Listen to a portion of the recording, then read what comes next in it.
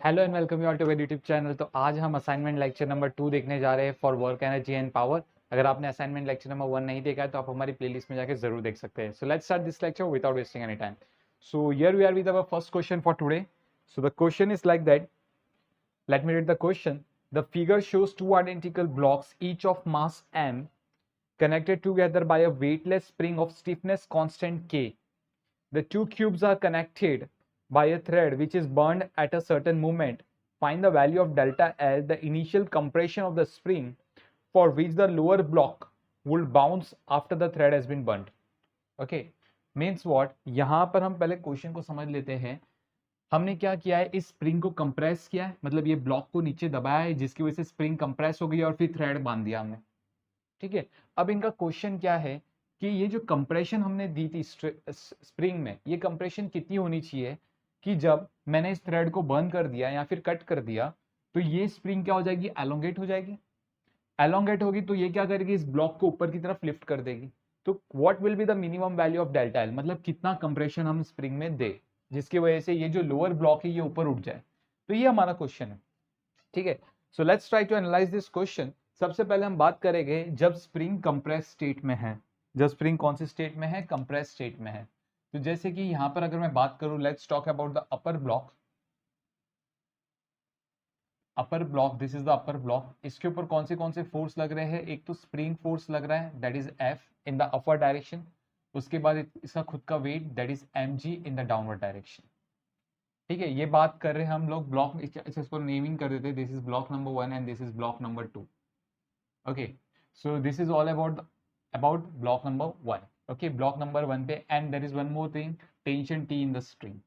So there is a tension T in the string. Okay, let's talk about the block number 2 now. For block number 2, this is the block number 2, his weight that is mg, उसके बाद normal reaction from the ground that is n, spring force, spring force इस block को क्या करेगा, नीचे की तरफ push करेगा। Correct, this is the spring force on the block and the tension T in the string like this. Clear? So this is the free body diagram for the both the blocks when initially the spring is compressed. Okay, मतलब जब तक thread है। Clear? Okay, so now अभी हम ऐसा मान के चल रहे हैं कि suppose this, यहां पर बना देता हूं, suppose this is the relax position of the spring. ये स्प्रिंग की कौन सी पोजिशन है, relax position. Now this is the ground. Okay, और ये जो सिनारियो है हमारा यहाँ पर, that this is the lower block M, और यहां पर हमने क्या किया है, ये अपर ब्लॉक है, उस मास इज ऑल्सो एम, और यहां पर हमने स्प्रिंग बांधा हुआ है like this, and this is a thread. Correct, तो यहां पर जब आप बात करोगे class, that this is delta L, spring में इतनी कंप्रेशन है इस वक्त। करेक्ट, डेल्टा एल, क्योंकि ये स्प्रिंग की कौन सी पोजीशन है, ये स्प्रिंग की रिलैक्स पोजीशन है। This is the relax position of the spring. तो इनिशियल कंप्रेशन स्प्रिंग में कितनी हुई, ऑब्वियसली डेल्टा एल की इनिशियल कंप्रेशन है स्प्रिंग में। तो अगर मैं आपको कहूं, if delta L is the initial compression in the spring, so what is the potential energy stored in the spring right now? So the potential energy stored, initial potential energy, let's talk about, it is half k delta L the whole square. This is the initial potential energy stored in the spring. Yes, we know that. Correct? Okay, now class listen carefully. अभी हमने क्या किया, इस thread को cut कर दी। तो as soon as ये thread cut हो गया, this block start moving in the upward direction. क्यों?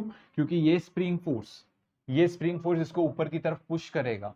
तो obviously you will see that block will reach over here. Suppose ये ब्लॉक यहां पर पहुंच गया लाइक दिस, ये पॉइंट पे पहुंच गया। फ्रॉम रिलैक्स पोजीशन से ये कितने डिस्टेंस पे आ गया, ये x डिस्टेंस पे आ गया। फ्रॉम द रिलैक्स पोजीशन कितने डिस्टेंस पे आ गया, x डिस्टेंस पे आ गया। करेक्ट, तो ये पॉइंट पे अगर मैं बात करूं तो इस पॉइंट पे इस ब्लॉक का कितना पोटेंशियल एनर्जी कितना होगा। So let's talk about potential energy. Final potential energy is equals to half k x square. This is the final potential energy in the spring. This is the final potential energy in the spring. Okay, भूलना नहीं class. Okay, क्योंकि relax position से उसकी displacement कितनी है, x displacement है। Okay जब ये ब्लॉक यहाँ पर है, हम ऐसा मान के चल रहे हैं जब ब्लॉक एक्स की डिस्प्लेसमेंट पे है फ्रॉम द रिलैक्स पोजीशन, उस वक्त जो लोअर ब्लॉक था वो ऊपर उठ गया, लोअर ब्लॉक ऊपर उठने की तैयारी में हो गया। ठीक है, तो अभी हम लोग क्या कर रहे हैं, जब ये ब्लॉक अपर ब्लॉक यहाँ पर है तब लोअर ब्लॉक का हम एफबीडी बना रहे हैं। ठीक है, तो लोअर ब्लॉक की एफबीडी में क्या होगा, सबसे पहले this is the lower block, block number 2। Okay, इसका खुद का weight that is mg in the downward direction. चलो समझ में आता है। नॉर्मल रिएक्शन जीरो होगा क्योंकि ये ब्लॉक अभी उठने वाला है, एन का वैल्यू जीरो। ठीक है, और यहाँ पर टेंशन भी तो जीरो होगा, स्ट्रिंग तो है ही नहीं, स्ट्रिंग को तो हमने कट कर दिया, करेक्ट, तो टेंशन भी जीरो हो गया। तो अभी इस ब्लॉक के ऊपर स्प्रिंग फोर्स लग रहा है, this force is the responsible to leave the block. ये स्प्रिंग फोर्स किसके इक्वल हो जाएगा, mg के इक्वल हो जाएगा क्योंकि ब्लॉक अभी उठने वाला है।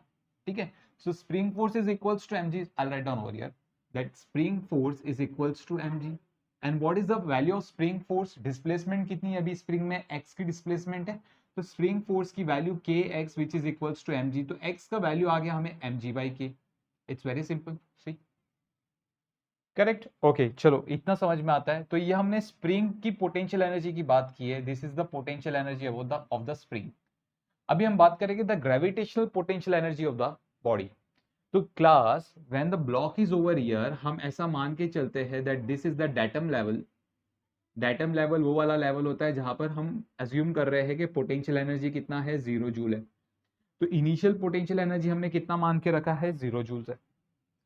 अब ये जब ब्लॉक यहां से उठ के यहां पर आ गया, तो what is the height, what is the displacement covered by the block, it is x plus delta L, correct, x plus delta L, the height covered by the block is x plus delta L. So what will be the potential energy at this point, it is mg x plus delta L, this will be the potential energy। तो हम यहाँ पर लिख देते हैं that initial potential energy is equals to 0 joule and final potential energy is equals to mg x plus delta L। ये हमने किसके पोटेंशियल एनर्जी की बात की, we talked about the gravitational potential energy.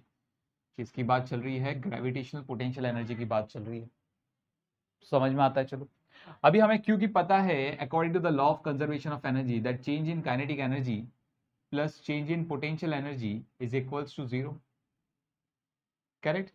Potential energy को हम you से represent करते हैं, तो आप भी यू से रिप्रेजेंट करो, clear. As there is no change in kinetic energy, जितना इनिशियल काइनेटिक एनर्जी था उतना ही फाइनल काइनेटिक एनर्जी है, बिकॉज हम लोग ऐसा मान के चल रहे हैं कि ये ब्लॉक जब यहां पर आया तब ये ब्लॉक लिफ्ट करने वाला था, करेक्ट। ओके, लेकिन लिफ्ट नहीं हुआ, लेकिन लिफ्ट नहीं हुआ, अभी लिफ्ट होने वाला है।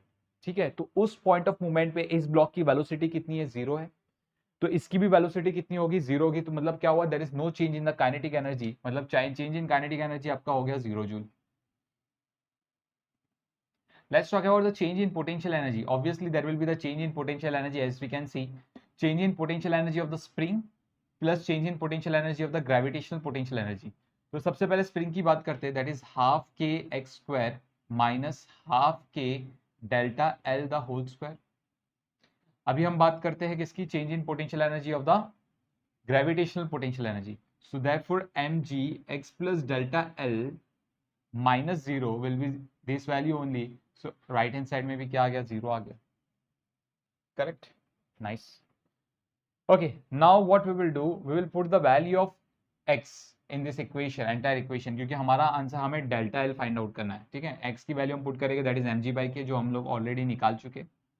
सो therefore I will write down half k mg by k, अगर पुट करोगे तो m square g square upon k square minus half k delta L the whole square plus m g, x का value कितना है, m g by k plus delta L which is equals to 0। चलो समझ में आता है हम लोग को ये चीज। Okay, now what we will do यहाँ पर, okay, so k and this part get cancelled, so it comes out to be m square g square upon 2k minus half k delta l square plus m square g square upon k plus mg delta L is equals to 0, correct। okay, fine। so now what we will do, यहां पर अभी हम क्या करेंगे, सबसे पहले ये हमें एक क्वाड्रेटिक इक्वेशन दिखा रहा है that delta L square delta L and this will be the value of constant. Okay, तो सबसे पहले यहाँ पर आप 2 से मल्टीप्लाई कर दो, तो 2m² plus m² becomes 3m² upon 2k. So I'll write down, it will be 3m² upon 2k. Okay, minus half k delta l square, this one, and plus mg delta l. चलो nice. यहाँ पर हम लोग क्या करेंगे, what we will do, k से multiply करेंगे to the numerator and denominator to take the LCM. Same over here also 2k से हम मल्टीप्लाई करेंगे to the numerator and denominator, and then जो 2k है उसको राइट हैंड साइड भेज देंगे. Correct, and then we will get the equation like this. Let me rub upper part. Okay, सो हमें जो इक्वेशन मिलेगा वो कुछ इस तरीके से मिलेगा, that, and we will send all these terms on the right hand side. So what will we get the equation, that is k square delta l square minus mg 2k into delta l and minus 3m square g square, which is equals to 0. Correct? Okay, now this is a quadratic equation जहां पर a का value हो गया k square, b का value हो गया minus 2mgk and c का value हो गया, it will be minus 3m square g square. And to find out the delta L, we know the formula minus b plus minus under root of b square minus 4ac upon 2a. So what is the value of b? It is minus 2mgk plus minus b का square करोगे, so it comes out to be 4m square g square k square minus 4a का value is k square and c का value is minus 3m square g square, minus minus become plus, so 3m square g square upon 2a means 2 into k square. So this is the value what we are getting. So let me rub the bottom part so that we can have the space. Okay, now see here class. So minus minus become plus, so it comes out to be 2mgk plus minus 4m square g square k square, 4 3s are 12, 12m square g square k square, इन दोनों को add करोगे तो 16 मिलेगा, 16 का square root होगा 4. So it comes out to be 4mgk upon 2k square. Correct? So यहाँ पर आपके पास x की दो वैल्यूज आएगी, that is 2mgk plus 4mgk upon 2k square, or sorry, not x का value, it will be the value of delta L. Okay, or you can say that delta L comes out to be 2mgk minus 4mgk upon 2k square. So ये कितना हो गया आपका 6mgk upon 2k square. This and this get cancel, ones are threes are, so it comes out to be 3mg by k. That is the value of delta L. Or you can say that delta L का जो value होगा 2mgk minus 4mgk comes out to be minus 2mgk upon 2k square. So 2 get cancelled, k get cancelled, so it comes out to be minus mg by k. Correct? So this will be the initial compression in the spring. इतनी compression होनी चाहिए. Okay? So hey class. So now as we got the two equations, delta L की हमें दो values मिल रही है 3mg by k and minus mg by k. तो इस ब्लॉक को अगर जंप करना है फ्रॉम द ग्राउंड सरफेस, तो इस ब्लॉक में कंप्रेशन, स्प्रिंग में कंप्रेशन कितनी होनी चाहिए? It should be greater than or equals to 3mg by k. Okay, इतनी कंप्रेशन कम से कम स्प्रिंग में आपको देनी पड़ेगी. Clear? So please copy down this, then we do the next question. Okay class, so let's move to the next question. Very interesting question this one. So let me read the question for you. So the question is, the figure below shows a smooth circular path of radius r on the horizontal plane, which is quarter of a circle A. Block of mass m is taken from position A to B under the action of a constant force F. Calculate the work done by the force F. Sub question A, if it is always directed horizontally. Sub question B, if the block is pulled by a force F which is always tangential to the surface. Sub question C, block is pulled with a constant force F which is always directed towards the point B. Fine. तो I hope आपको question समझ गया होगा. Okay, मतलब ये जो एक छोटा सा ब्लॉक है, इसको हम क्या कर रहे हैं, इसके ऊपर एक कांस्टेंट फोर्स लगा रहे हैं जिसकी डायरेक्शंस आपको मेंशन कर दी गई है. ठीक है, और इस ब्लॉक को ए से बी तक लेके जाया जा रहा है. ठीक है, तो हमें फाइंड आउट करना है जब ये ब्लॉक ए से बी तक आया तो इस फोर्स ने कितना वर्क डन किया. Okay, so let's try to analyse this question very quickly. So सबसे पहले हम बात करेंगे सब क्वेश्चन ए की. चलो, सब question A work done find out करना है if force x horizontally, if force x horizontally. Okay, so मैं यहाँ पर डायग्राम बना लेता हूँ सबसे पहले सब क्वेश्चन ए का। ओके, सो जैसे कि हमें पता है that this is our surface.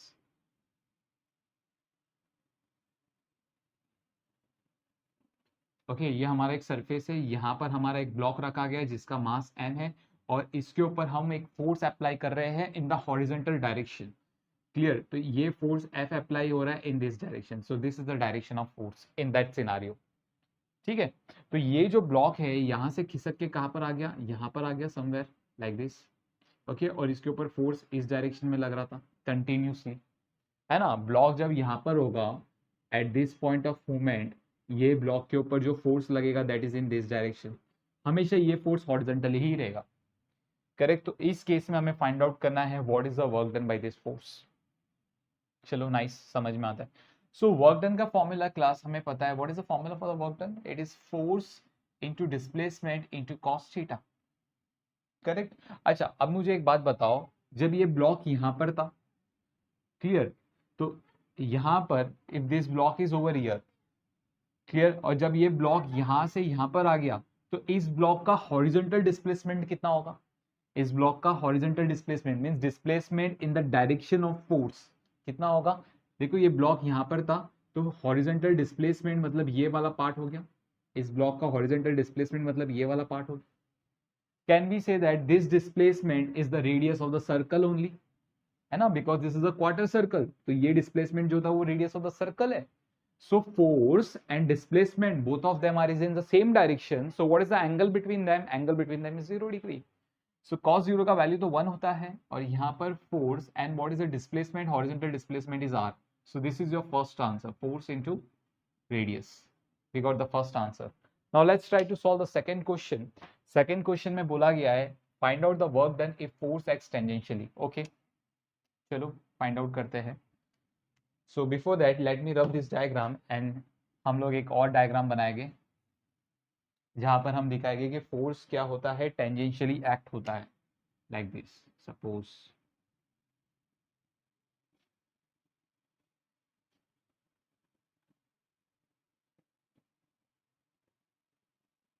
Okay, ये हमारा क्वार्टर सर्कल है, यहाँ पर एक ब्लॉक रखा हुआ है हमने। Okay, the block having a mass m, इसके ऊपर जो फोर्स लगा रहे हैं हम that is tangential to the surface. Tangential to the surface means like this direction.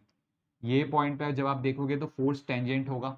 जैसे कि अगर मैं बात करूँ इस पॉइंट पे, सी इस पॉइंट पे अगर हम बात करेंगे तो यहाँ पर जो फोर्स का डायरेक्शन होगा टेंजेंशियल टू द सरफेस, मतलब यहाँ पर हम एक टेंजेंट बनाएंगे, ये पॉइंट पे एक टेंजेंट बनाया, तो इस टेंजेंट के पैरेलल होगा ये फोर्स। आप इस टेंजेंट के पैरेलल लगा रहे हो ये वाला फोर्स, करेक्ट। इसके लिए इसको हम बोलते हैं that force acts tangentially to the surface. Clear? Okay fine, चलो ये चीज समझ में आती है कि ये जो फोर्स है ये टेंजेंशियल। देखो फोर्स हर पॉइंट पे अपनी डायरेक्शन चेंज करेगा। ये पॉइंट पे आते आते, ये पॉइंट पे अगर आप देखोगे तो फोर्स का डायरेक्शन कुछ ऐसे हो जाएगा, क्योंकि इस पॉइंट पे अगर आप टेंजेंट निकालोगे तो आपको एक वर्टिकल लाइन मिलेगा लाइक दिस। तो जो फोर्स का डायरेक्शन होगा this one, force always be parallel to the tangent to the given point. जिस भी पॉइंट पे ब्लॉक होगा उस पॉइंट से आप टेंजेंट निकालो और जो फोर्स आपने अप्लाई किया है वो उस टेंजेंट के पैरेलल होगा, ऐसा इन्होंने क्वेश्चन में बोला है। करेक्ट? चलो नाइस, समझ में आता है। सो यहाँ पर अभी हम बात करेंगे suppose suppose there is a displacement in the block like this is a very small displacement, block यहाँ से यहाँ तक खिसका, the very small displacement in the direction of force that is ds, very small displacement in the direction of force that is ds, correct?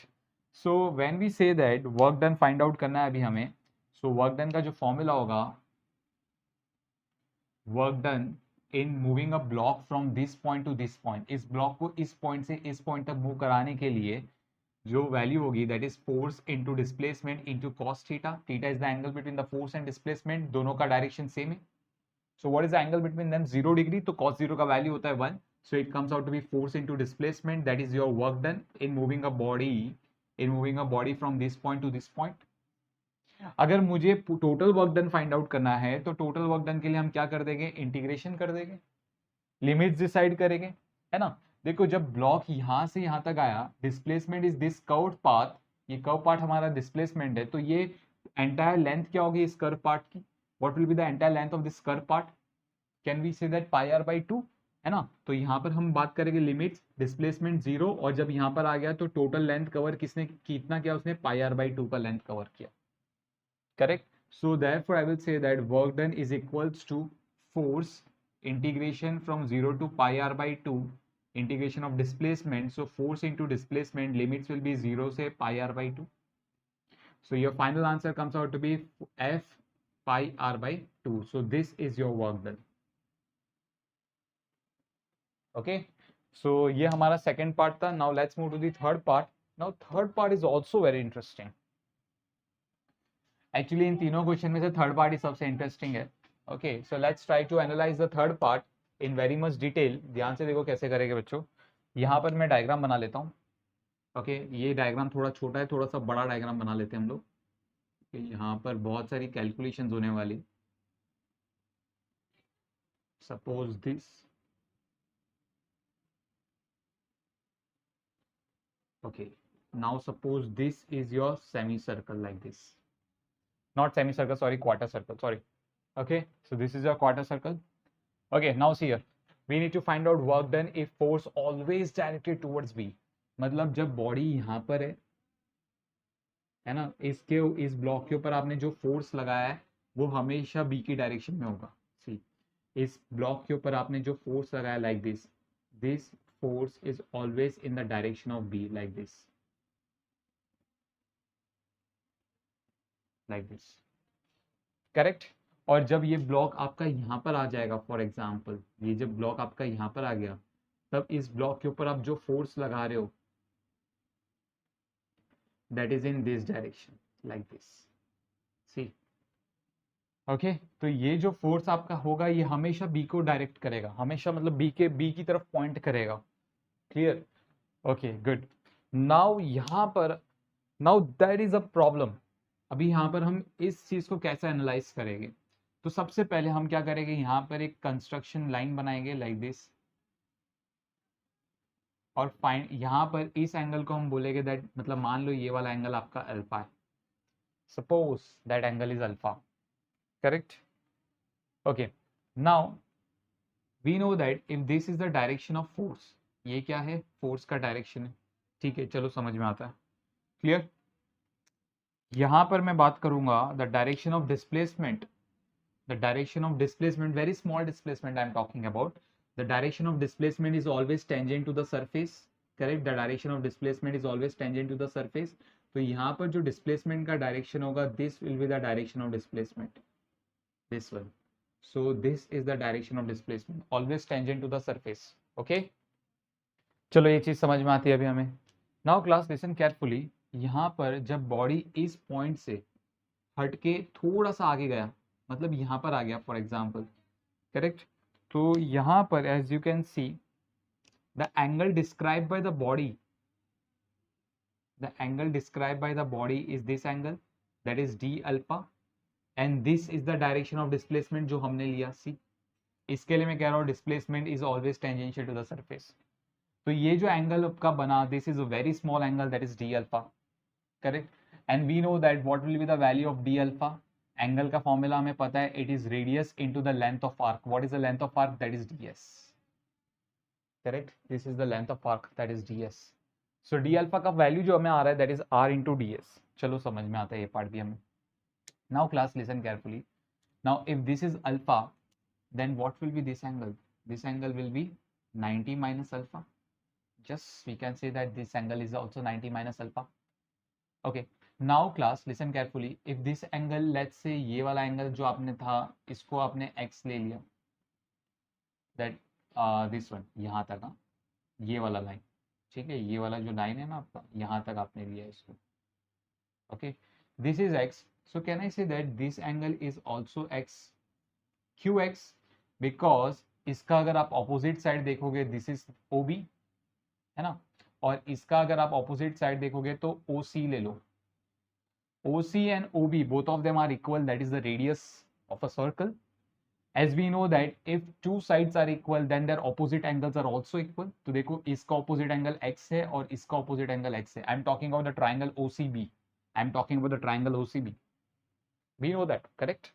Now we know that we also know that sum of measure of all angles of a triangle is 180 degree. So 90 minus alpha plus x plus x. I think so. Yeah, I'm talking about, yeah, this point is C. This is your x. Sorry, this is your x. Okay. 90 minus alpha, this line is your x. Okay, this angle is x. So x plus x. Okay. This is OCB. I'm talking about this triangle, OCB. OCB. Okay. So 90 minus alpha plus x comes out to be 180 degree. Okay. So I will say that 2x is equals to 180 minus 90 plus alpha. So it comes out to be 90 plus alpha. That is the value of 2x. So x का value comes out to be 90 by 2 plus alpha by 2. That is 45 degree plus alpha by 2. 45 को अच्छे काम करते radiance में लिख देते पाई by 4 plus alpha by 2. So that is the value of x pi by 4 plus alpha by 2. तो हमें चलो ये एंगल मिल गया. अब सवाल ये उठता है क्लास, ये हमें एंगल फाइंड आउट करने की जरूरत क्यों थी? क्यों हमने एक्स पता किया? क्योंकि मुझे फोर्स और डिस्प्लेसमेंट के बीच में जो एंगल है थीटा, मुझे वो एंगल फाइंड आउट करना है. मुझे वो एंगल फाइंड आउट करना है, इसके लिए मैंने ये सब कुछ किया. करेक्ट. अभी सवाल ये उठता है कि कैसे पता किया करेंगे हम, है ना? तो now class let's come back to this diagram. ये डायग्राम ऑलरेडी काफी बन चुका है. करेक्ट. तो इस पॉइंट पे हम मान के चलते हैं कि जो फोर्स था, फोर्स का direction is in this way, always direction towards B. और जो डिस्प्लेसमेंट था उसकी डायरेक्शन ये थी, this is the direction of displacement, this is direction of force. Correct. तो यहाँ पर जो एंगल थीटा है ये आपका एंगल थीटा है. This is your angle theta. Clear? चलो समझ में आता है. Displacement is the tangent to this curve part. If this angle is alpha, class listen carefully. If this angle is alpha, तो यहाँ पर when we make a straight line like this, हम ये पॉइंट पे क्या, थोड़ा सा मैं फोर्स को रब कर देता हूँ. सो हम ये पॉइंट से क्या करेंगे, एक स्ट्रेट लाइन बनाएंगे like this. So this angle is also alpha, vertically opposite angle. Sorry, alternate angle, not vertically opposite angle, alternate angles. So this is alternate angle, correct? If this is alpha, now class listen carefully. If this angle is alpha, so यहाँ पर हमें पता है that ये जो radius होता है, ये जो रेडियस होता है, करेक्ट, ये टेंजेंट के साथ कितना एंगल बनाता है, 90 डिग्री का एंगल बनाता है. This is 90 degree. Clear? Okay. Now as we know that this is 90 degree, यहाँ पर अगर मैं बात करूंगा that this is the horizontal line. ठीक है, चलो ये हॉरिजॉन्टल लाइन है. This is 90 degree. So obviously this angle will be 90 minus alpha. This angle vertical line से यहाँ तक ये वाला एंगल 90 माइनस अल्फा हुआ ना, बिकॉज रेडियस टेंजेंट के साथ 90 डिग्री बनाएगा. तो अगर ये अल्फा है तो ये वाला जो पार्ट है ये 90 माइनस अल्फा हो गया. Yes. Now this is a vertical line and this is a horizontal line, दोनों के बीच में एंगल 90 होगा. तो ये 90 माइनस अल्फा हुआ, तो ये वाला एंगल आपका अल्फा हो गया. क्लियर? ओके. चलो इतना समझ में आता है. तो now class what I want to say, listen the question carefully now. Okay. मेरा इंटरेस्ट क्या था? हमारा इंटरेस्ट था थीटा फाइंड आउट करना. ठीक है. We need to find out what is the relation, what is the relation between theta and alpha. Theta और alpha के बीच में क्या रिलेशन होगा, ये चीज हमें पता करनी है. क्लियर? ओके. नाउ जैसे कि हमें यहाँ पर पता चल गया that D alpha is equals to R D S. So now जैसे कि हमें पता है कि ये वाला जो एंगल है आपका एक्स है, करेक्ट, मतलब force and the line which is joining O C, ये आपका सी है. तो ये आपका ओ सी जो लाइन ज्वाइन कर रहा है ओ सी, ये और फोर्स के बीच में आपका एंगल जो है दैट इज एक्स. तो ये वाला एंगल आपका एक्स है. सो can I say that X plus theta, ध्यान से देखो, x plus theta means radius और टेंजेंट, इनके बीच में एंगल कितना होता है, 90 degree. So can I say that X plus theta is equals to 90 degree. Yes. So therefore I will write down x plus theta is equals to 90 degree, which is pi by 2. You can write pi by 2. Okay. So theta का जो value हो गया वो pi by 2 minus x हो गया. So pi by 2, what is the value of x? It is pi by 4 minus alpha by 2. So 2 से multiply कर दिया, 2 pi minus pi कितना हो गया, pi by 4 minus alpha by 2. So we got the value of theta. Okay. So as soon as we got the value of theta, what we will do? Now we will try to find out the work done. So let's try to find out the work done. So जो work done आएगा, that work done, we know that dw is equals to force into displacement ds into cos theta. So force into ds, displacement, cos theta का value कितना है? Theta का value is pi by 4 minus alpha by 2. ठीक है. So when you open the bracket, force into displacement cos pi by 4 cos alpha by 2 plus sin pi by 4 into sin alpha by 2. So what is the value of cos pi by 4? It is 1 by root 2. So ये हो गया cos alpha by 2 upon root 2 plus sin pi by 4 का भी value 1 by root 2. So sin alpha by 2 upon root 2. So root 2 हम लोगों ने बाहर ले लिया. So f upon root 2 बाहर आ गया. What is the value of ds? That is r d alpha. So r d alpha cos alpha by 2 plus sin alpha by 2. ठीक है. चलो, this is the work done. Now what will do, we will integrate the terms. Okay. Limits, alpha के लिए हमें limits इस side set करनी है. अच्छा, जब ब्लॉक यहाँ पर है तो अल्फा का वैल्यू 0 होगा, और जब ब्लॉक यहाँ पर आ गया तो अल्फा का वैल्यू हो जाएगा 90 डिग्री. तो मतलब जो इसकी लिमिट्स बनेगी that is from 0 to 90 degree, that is pi by 2. चलो निकालो. So F R upon root 2 cos alpha by 2 का इंटीग्रेशन करोगे तो sine alpha by 2 upon 1 by 2. Correct. Sine alpha by 2 का करोगे तो minus cos alpha by 2 upon 1 by 2. Limits जो होगी वो क्या हो जाएगा, 0 से pi by 2. Correct. Left hand side में comes out to be work done. Okay. So 1 by 2 जो डिनोमिनेटर में हमें दिख रहा है, both of them is common in the denominator. Let me rub this part. Okay, now see class. So यहाँ पर 1 by 2 हमने कॉमन ले लिया. सो जो वर्क डन आएगा हमें, work done comes out to be 2 बाहर आ गया, 2 upon root 2 into F R sine alpha by 2 means pi by 4. जब पाई बाई 2 आप पुट करोगे तो साइन पाई बाई 4 बन जाएगा. तो ये हो गया sign pi by 4 minus cos pi by 4. ये हमने अपर लिमिट पुट किया. ठीक है. फिर मैं माइनस करके लोअर लिमिट पुट करूंगा. Lower limit is 0. साइन 0 का value comes out to be 0 and cos 0 का value comes out to be 1. Okay.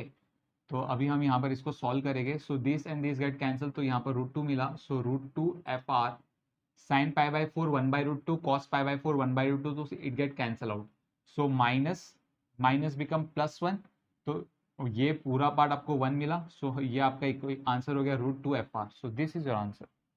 So very lengthy question, but it is very interesting. So please copy down this, then we'll do the next question. So let's move to the next question. Very interesting question, this one. So let me read the question for you. So the question is, a string with one end fixed on a rigid wall passing over a fixed frictionless pulley at a distance of 2 meters from the wall has a point mass m of 2 kg attached to it at a distance of 1 meter from the wall. A mass m of 0.5 kg is attached to the free end. The system is initially held at rest so that the string is horizontal between wall and the pulley and the vertical beyond the pulley as shown in the figure. What would be the speed with which point mass m will hit the wall when the system is released? Nice question. So let me explain you the question in very much detail. As this mass, whose value is 2 kg, is greater than this mass और small m whose value is 0.5 kg. तो यहाँ पर क्या होगा, जैसे ही आपने system को release किया, अब क्योंकि इसका मास ज्यादा है तो ये वाला जो पॉइंट मास है ये क्या करेगा, नीचे आने की कोशिश करेगा, है ना. तो ये जैसे ही नीचे आएगा ये ब्लॉक ऊपर जाएगा. तो ये चीज होने वाली है. कुछ पॉइंट के बाद क्या होगा कि ये जो पॉइंट मास है आपका, ये जाके इस वॉल से टकरा देगा. ये जो वॉल है ना आपका, ये इस वॉल से टकराएगा. यहाँ पर ये यहाँ से निकल के like this, it will move like this और यहाँ पर आके टकराएगा like this. कितनी वेलोसिटी के साथ टकराएगा, लेट्स से यहाँ पर जब इसने टकराया इसकी वेलोसिटी v हो गई. कितनी हो गई, v हो गई. Okay. Now class listen carefully. ये जब पॉइंट मास यहाँ से खिसक के यहाँ पर आ जाएगा क्योंकि हमें पता है, और ये जो स्मॉल एम है ये ऊपर चले जाएगा. ठीक है. तो जब ये पॉइंट मास यहाँ से निकल के यहाँ पर आ गया, तो नाउ क्लास लिसन केयरफुली. तो यहाँ पर जो स्ट्रिंग हो जाएगी, ये वाली जो स्ट्रिंग है वो कुछ इस तरीके से हो जाएगी like this string get taut. ये जो स्ट्रिंग है, जस्ट अ मिनट, ये जो स्ट्रिंग है ये कुछ ऐसे हो जाएगा लाइक दिस. करेक्ट. यहाँ पर आपका एंगल कितना बन रहा होगा, this angle is theta, let's say ये आपका एंगल कितना है, थीटा है। अब क्योंकि ये 1 मीटर है तो ऑब्वियसली ये पॉइंट m, ये जो मास m था, पॉइंट मास, ये यहाँ से ऐसे आया, तो ये जो 1 मीटर है ये भी तो आपका 1 मीटर ही होगा, this is also the 1 metre, क्योंकि ये स्ट्रिंग तो यहाँ पर आ गई अभी, और ये वाला जो स्ट्रिंग था वो ये हो गया, और यहाँ से कुछ स्ट्रिंग ऊपर आया होगा। Clear? Okay, now what we will see, ये जो पॉइंट मास था ये जब वॉल से टकराया तो इसकी वेलोसिटी कितनी थी, v थी। समझ में आता है?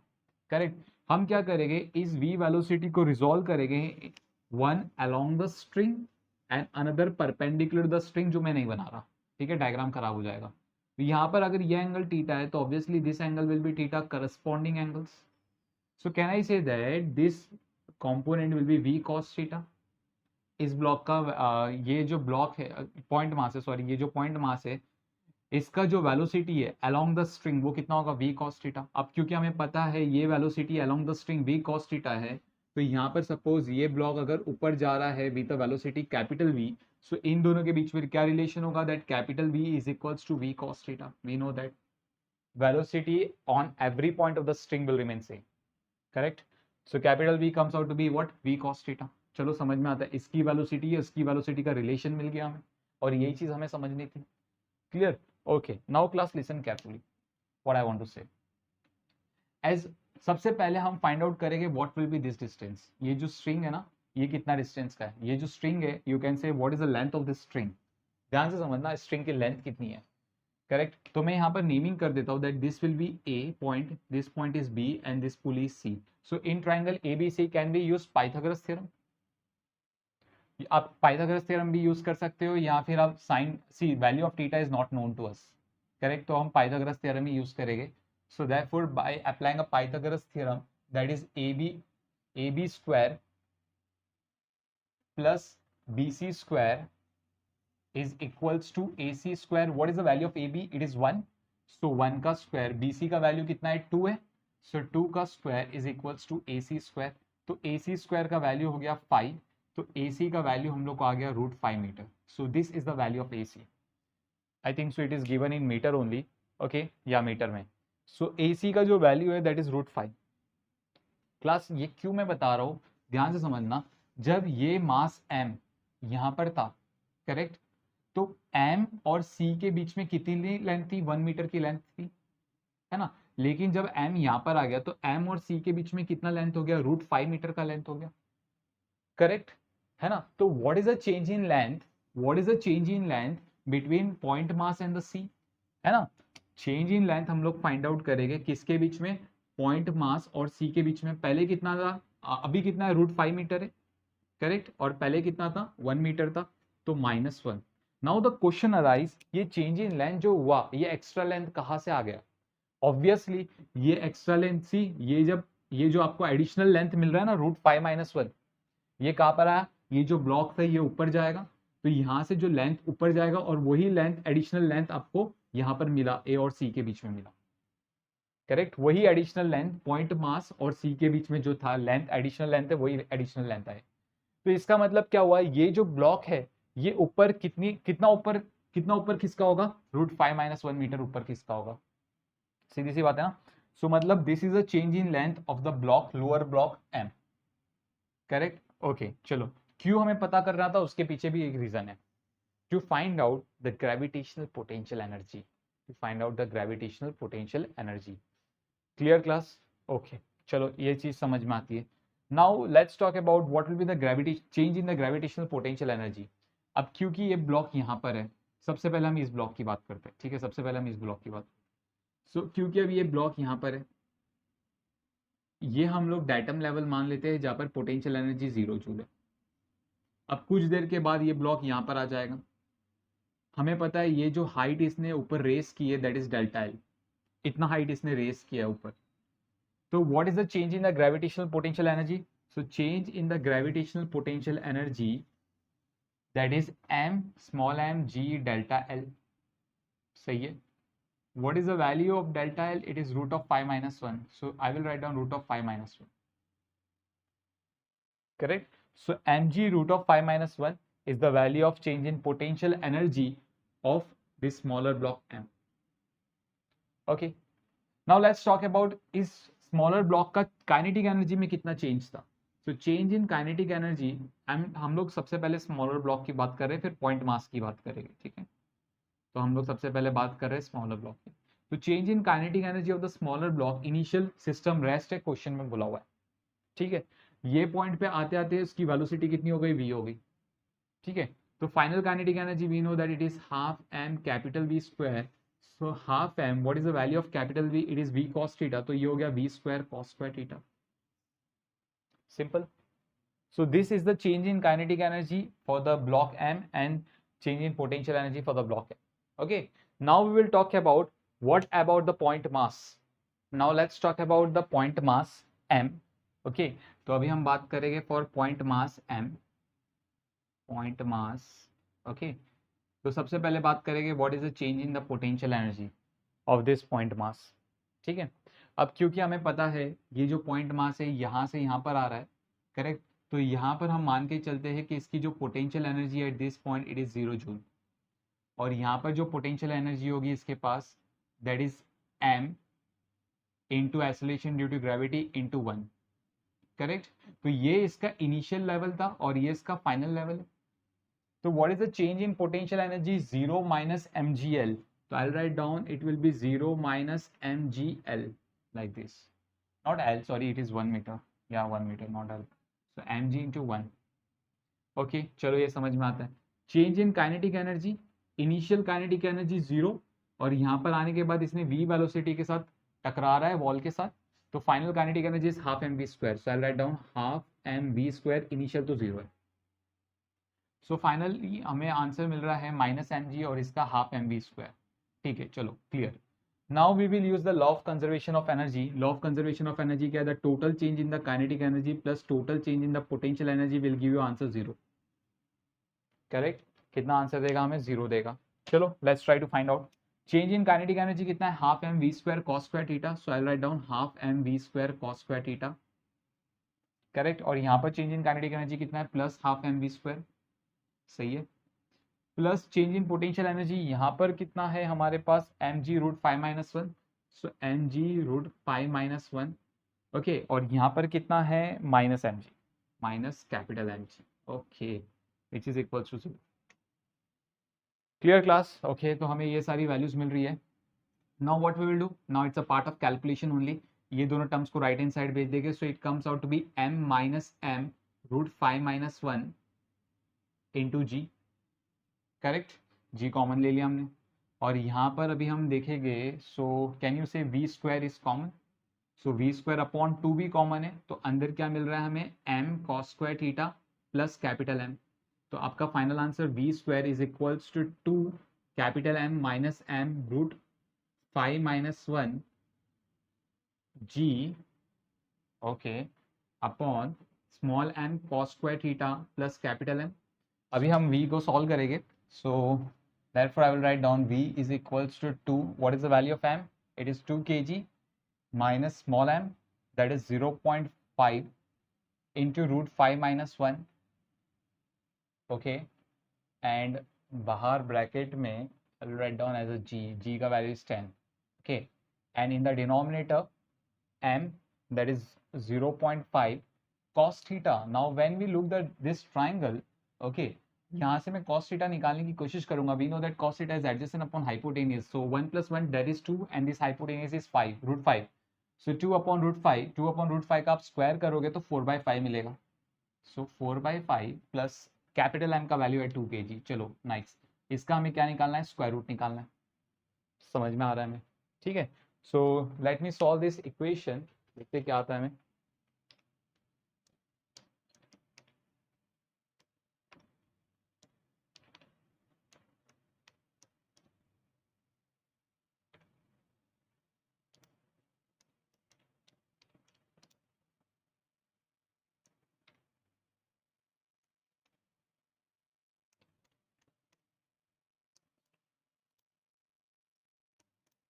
It comes out to be 3.39. सो टोटल आंसर हमें आ रहा है 3.39 मीटर पर second.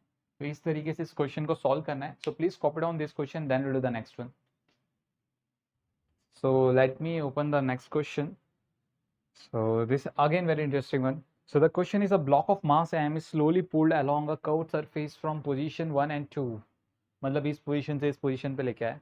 If the coefficient of kinetic friction between the block and the surface is mu, find the work done by the applied force. Okay मतलब आपने क्या किया, इस ब्लॉक को यहाँ से पकड़ के पोजीशन 2 पे लेके गए, तो आपने कितना वर्क डन किया ये पता करना है. ओके ये सरफेस रफ है, मतलब यहाँ पर काइनेटिक फ्रिक्शन एग्जिस्ट करेगी. ठीक है, okay nice. Now class listen carefully what I want to say. ये जो ब्लॉक है इसका रास्ता यहाँ से यहाँ तक होगा. तो मतलब मान लो ये ब्लॉक जब इस पोजीशन पे है, मैं यहाँ पर पोजीशन बना देता हूँ, दैट सपोज ये ब्लॉक इस पोजीशन पे आया, करेक्ट. तो इस ब्लॉक के ऊपर कौन से फोर्सेस लग रहे हैं, एक तो इसका खुद का वेट, सो mg, उसके बाद इसका नॉर्मल रिएक्शन n, उसके बाद frictional force in this direction f, और आप इसको पकड़ के लेके जा रहे हो, that force capital F. Okay, external force F. ठीक है, तो मैं यहाँ पर दिखा देता हूँ, जब आप इसको लेके जा रहे हो दैट फोर्स इज F. मैंने रैंडमली डायरेक्शन अज्यूम किया है. ठीक है, okay. Now class listen carefully. तो मतलब यहाँ पर वर्क डन जो होगा वो इन चारों फोर्सेस की वजह से होगा. सो can I say that work done जो था, let me use black marker. Okay, यहाँ पर जो वर्क डन होगा, that work done because of frictional force, work done because of the gravitational force, work done because of normal reaction, and work done by the external force. External force मतलब हम लोग, हमने कितना work done.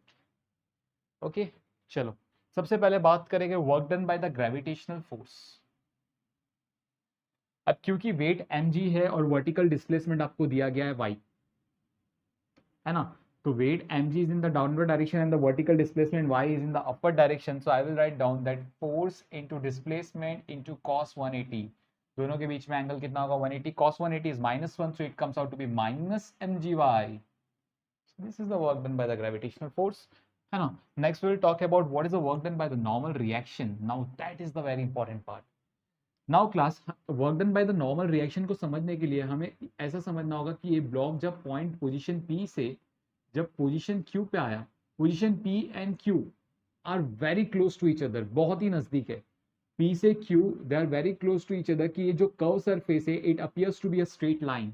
तो आप देख रहे हो यहाँ पर this is the displacement of the block, this is displacement ds. तो ये जो डिस्प्लेसमेंट है ये नॉर्मल रिएक्शन के साथ कितना एंगल बना रहा है, 90 डिग्री का एंगल बना रहा है. So we know that work done by the normal reaction, it is normal into displacement into cos 90 की जब बात हो जाएगी तो आंसर तो सीधा 0 आ जाएगा. चलो, work done by the normal reaction भी आ गया, करेक्ट. अब बात करेंगे what is the work done by the frictional force. Now that is the interesting part. What is the work done by the frictional force? So now class, to try to understand what is the work done by the frictional force, okay, we know that frictional force सबसे पहले समझते हैं. What is the frictional force. Frictional force हमें पता है, it is mu N. And what is normal reaction, नहीं पता. Normal reaction कितना है, क्लियर. तो उसके लिए हम क्या करेंगे, व्हाट वी विल डू, ये जो डिस्प्लेसमेंट का लाइन है दैट इज पी क्यू, इस लाइन को थोड़ा सा एक्सटेंड करते हैं हम लोग, like this, correct, this one. तो मतलब you can say that this line is the tangent to the point P.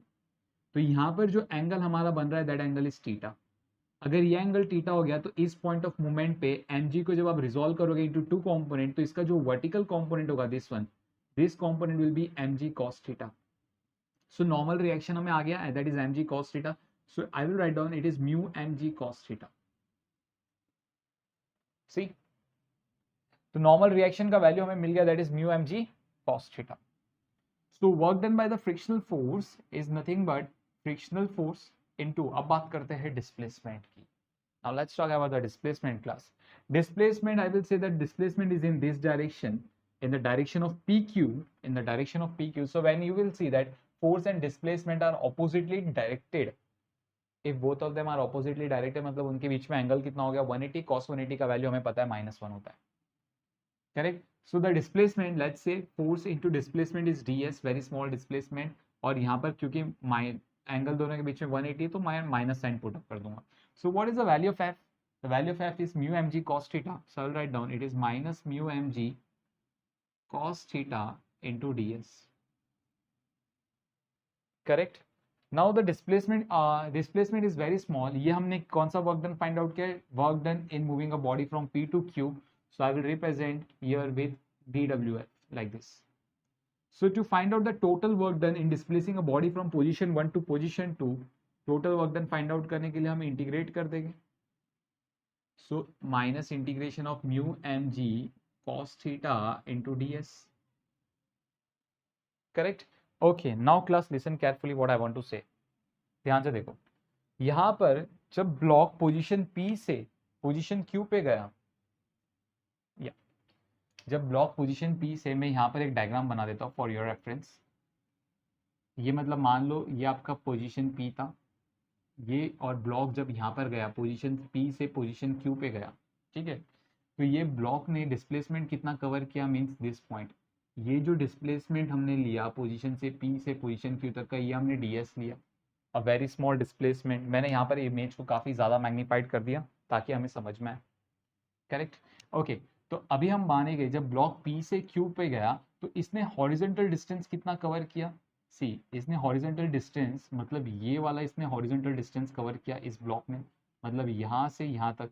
This is the horizontal distance covered by the block, that is dx. अभी हमें पता है ये जो लाइन P से पास हो रही है that makes a angle theta with the horizontal line, मतलब ये एंगल आपका थीटा है. तो when you see this triangle, जब हम इस ट्राइंगल को देखेंगे, करेक्ट, तो यहाँ पर can I say that cos theta is equals to adjacent, that is dx, upon hypotenuse, that is ds. So can I say that dx is equals to ds cos theta? See, dx का value कितना मिला, ds cos theta. नहीं तो आप ऐसे भी कर सकते थे, ds इस डायरेक्शन में है, इसको रिजॉल्व कर दो into two components like this. तो जो कंपोनेंट x की डायरेक्शन में आएगी वो ds cos theta हो जाएगी, तो dx become ds cos theta. आप ऐसे भी कर सकते हो, it depends on you. So can I say that ds cos theta हमारा कितना हो गया, dx हो गया. So minus integration of mu mg dx. Mu mg is constant, so minus mu mg integration of dx, है ना.